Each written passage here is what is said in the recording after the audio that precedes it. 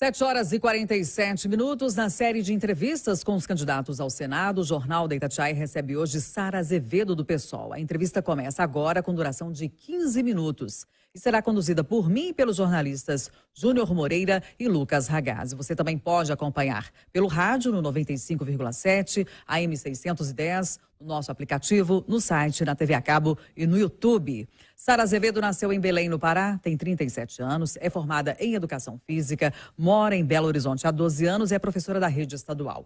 A candidata é filiada ao PSOL há 15 anos e atualmente é vice-presidente do partido em Minas Gerais. Foi coordenadora de um projeto que oferece cursos pré-vestibulares e de idiomas a jovens da periferia da capital mineira e de cidades do interior do estado. Candidata, bom dia, bem-vinda ao Jornal da Itatiaia. Bom dia, Kátia, bom dia, Júnior, bom dia, Lucas, e obrigada pelo espaço.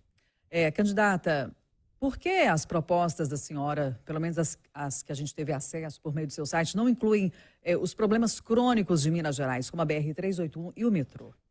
Bom, Kátia, primeiro, bom dia a todas e todos que estão ouvindo, estão assistindo pela internet. Bom, nós temos uma proposta que são de amplas. Primeiro, porque nós estamos falando do Senado.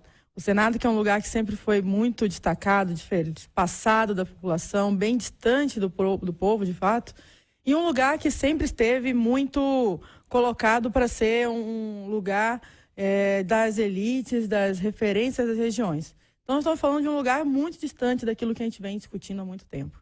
Nesse sentido, nós viemos construindo propostas que fossem vincular o mais próximo possível das pautas políticas que a gente vem defendendo.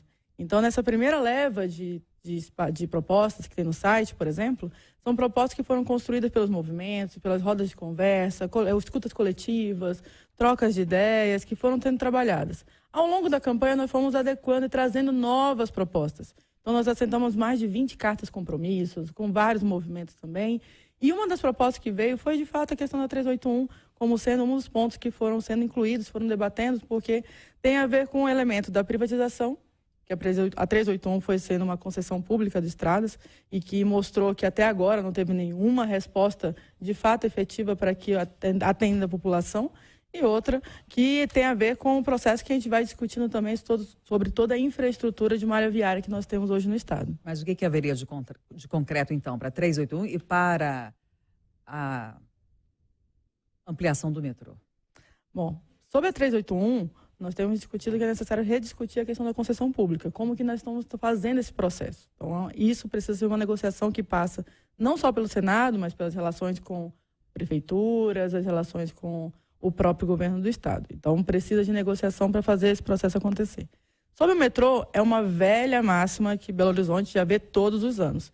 Nós temos ano após ano, eleição após eleição, todo mundo fala do metrô, inclusive com candidatos a prefeito furando a Praça 7. Então, a questão do metrô, ela passa muito além.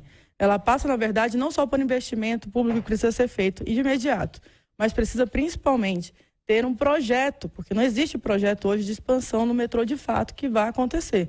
Nenhum projeto foi apresentado. Então, essas negociações precisam acontecer, priorização dos trilhos que já existem ou não, como que vai ser feito, e isso não foi efetivado. Tem dinheiro, já foi colocado investimento em dinheiro. Agora, projeto, discussão política, relação com prefeitura, estado, precisa passar por outros lugares. Candidata, o seu plano, né, a sua mobilização, a sua campanha é muito ideológica, mais à esquerda.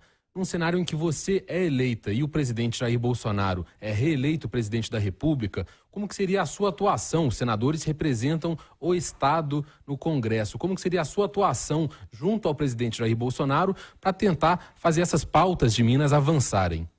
Lucas, eu acho que primeiro, sobre a posição política que eu tenho com relação ao presidente Jair Bolsonaro, eu estaria, de fato, já na oposição, porque eu não acredito num governo que passou 4 anos, que teve uma série de ações contra os trabalhadores, contra a população em geral, um governo genocida com mais de 690 mil mortes, responsabilidade dele, a falta de vacina, oxigênio no Amazonas, enfim, nós temos uma série de denúncias que estão sendo tratadas, inclusive, no Tribunal de Haia.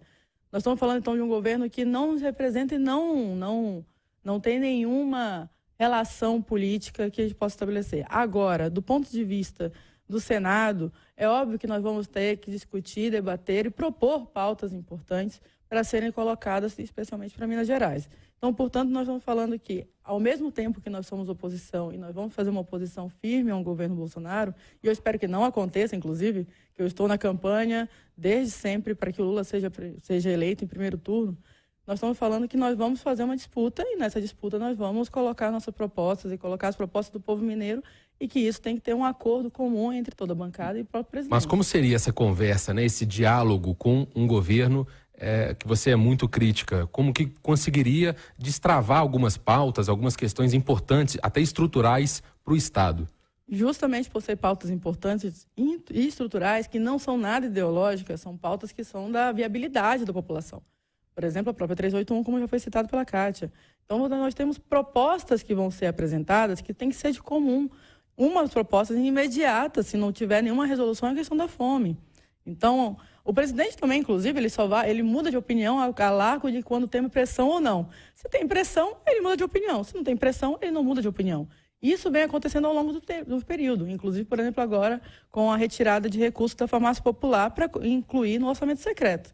E depois disse, não sabia, etc. E depois voltou atrás e disse, não, agora não vou tirar mais, etc. Então, precisa de pressão. Pressão popular para os projetos acontecerem, pressão parlamentar para que as coisas aconteçam. Então, a negociação vai ser nesses termos.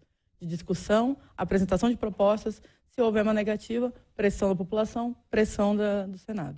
Candidata, vou para uma pergunta um pouco mais factual aqui. A gente trouxe agora há pouco aqui no Jornal da Itatiaia a pesquisa Datafolha. A pesquisa Datafolha aponta o deputado estadual Cleitinho Azevedo do PSC liderando com 20%, Alexandre Silveira com 13%, depois aparece na sequência Marcelo Aro com 10%, depois a senhora com 4%. A gente está a 9 dias das eleições. Como que a gente pode mudar esse cenário aí até lá? Ou como a senhora pode mudar esse cenário até lá? Bom, Júnior, primeiro que as pesquisas ela tem mudanças, cada uma tem uma mudança, né? Então, várias estão sendo colocadas. Eu acredito que 9 dias são o tempo que vai ser definido sobre quem vai ganhar de fato. Está muito indefinido, inclusive porque o número de indecisos ainda é grande dentro da disputa do Senado. A própria pesquisa da Datafolha já coloca que tem ainda cerca de 30% de indecisos na campanha.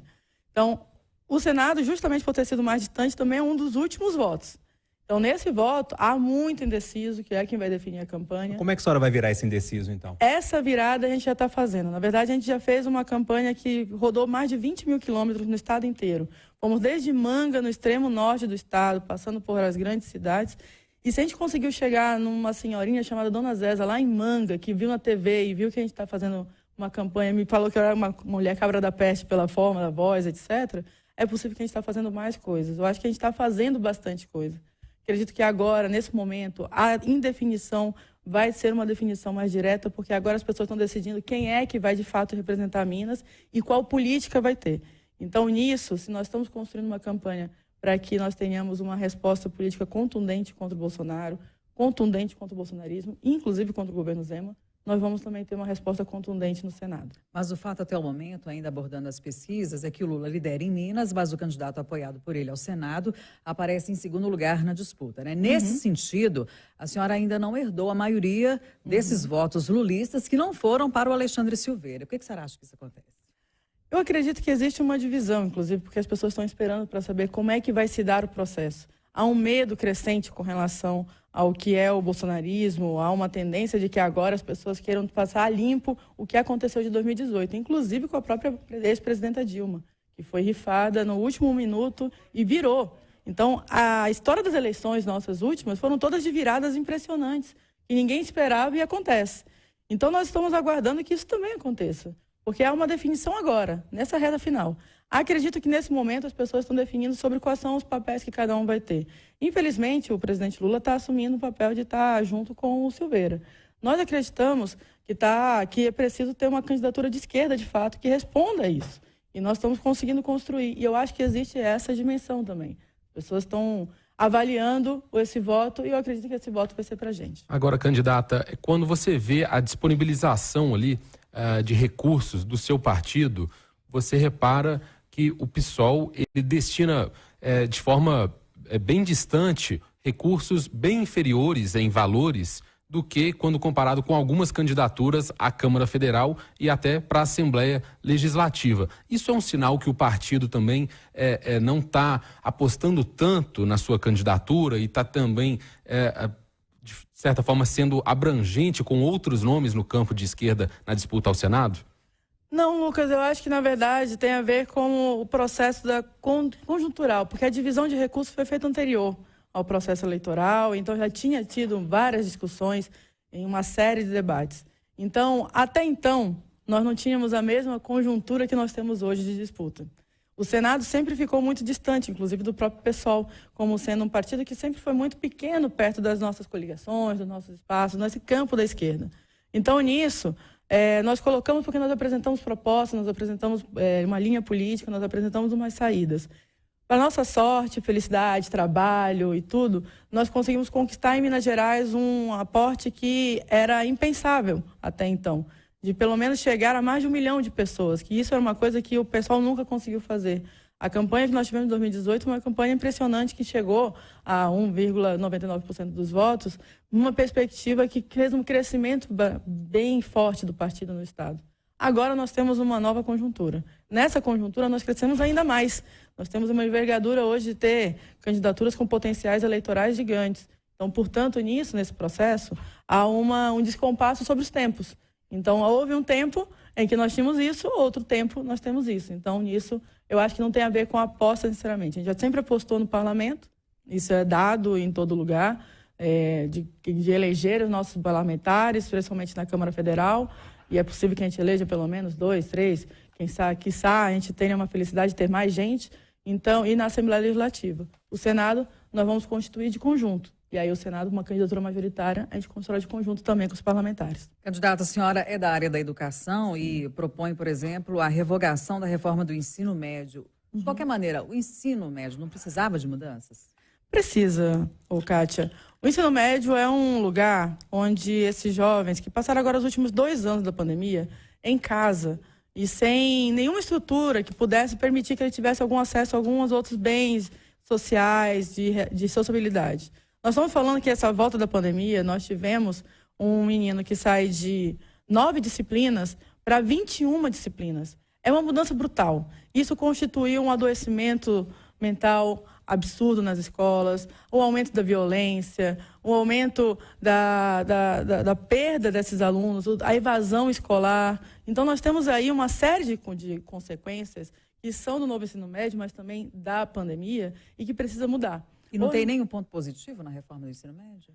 Os projetos que são colocados são projetos até interessantes, mas eles não conseguem ser viabilizados, porque você não tem qualificação profissional para isso, você não tem espaço, não tem estrutura para garantir isso. E essa viabilização não pode ser feita somente dizer que o menino tem que ficar o dia inteiro na escola. A viabilização tem que ser com garantia de estrutura, com acompanhamento, com psicólogo, com assistente social, com uma gama de pessoas que não tem hoje na escola pública. Candidata, a gente tem mais ou menos aí 1 minuto para terminar a nossa entrevista e, como combinado, a gente quer deixar a senhora bem à vontade para pedir o voto, enfim, para falar com o eleitor diretamente aqui pelos microfones da Itatiaia. Fique à vontade. Kátia, Júnior, Lucas, muito obrigada em nome de vocês, obrigada a Itatiaia pelo espaço, porque eu acho que é um importante momento da gente apresentar as nossas propostas e apresentar os candidatos. Nós estamos num momento político que é necessário afirmar, afirmações, mais do que somente falar sobre vários assuntos que são colocados de maneira até muito generalizada. Nós estamos falando agora de propostas, nós estamos falando agora de posição e nós estamos falando agora de quem é quem na política. Então, portanto, nós estamos apresentando o nosso nome para dizer a nossa cara, de uma mulher jovem, uma mulher lésbica, que está aqui apresentando, uma professora que está apresentando propostas diretas. Estamos preparados para isso. Eu espero contar com vocês com esse voto agora, dia 2 de outubro. Entre nas nossas redes sociais, no Instagram, Sara.Azevedo, site sarapessoal.com e nas outras redes sociais, Sara Pessoal, para a gente continuar esse diálogo.